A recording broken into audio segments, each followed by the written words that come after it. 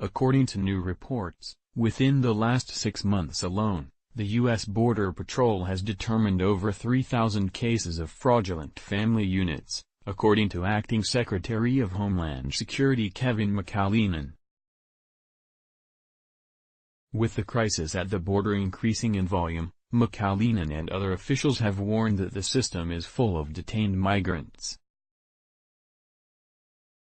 McAleenan recently explained that human smugglers know that family units and unaccompanied children will be released with no consequences for their illegal entries, and cited the growing numbers of migrants apprehended for illegal entry. This is what Cindy Gomez-Schempp has been talking about on her radio show, A Mexican Crossing Lines on Net Media. PPP. People are getting fake married and forming fake families to help them cross the border illegally by fooling border agents and immigration services. Producer Josh picked out twitter.com/DEasyZorwerkax, POVNow, at POVNow, April 8, 2019 from Kveo. U.S. Border Patrol has identified over 3,000 fraudulent family unit cases in the last 6 months. That is according to Acting Secretary of Homeland Security Kevin McAleenan. He says the system is full and urges Congress to act on current immigration policies. It's very clear that the cartel and smugglers know the weaknesses in our laws. They know that family units and unaccompanied children will be released with no consequences for their illegal entries. McAleenan adds the Rio Grande Valley sector has been the main arrival point for immigrants in the last 5 years, stating U.S. Customs and Border Protection apprehended over 100,000 immigrants in March, the highest single-month number in over a decade. Yesterday in one 24-hour period we had over 4,800 people cross our border, a new record for the modern era.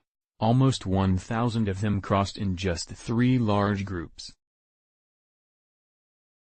375 people in the largest of those groups.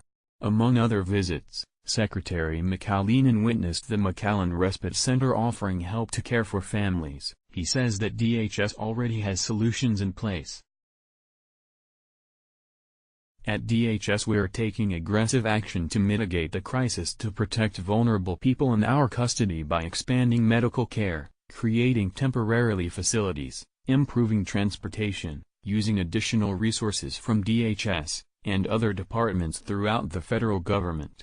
McAleenan says DHS is enhancing border security by building a wall in the RGV sector this month and adding technology to support Border Patrol agents. He adds that he is working closely with Central American and Mexican counterparts to end the crisis.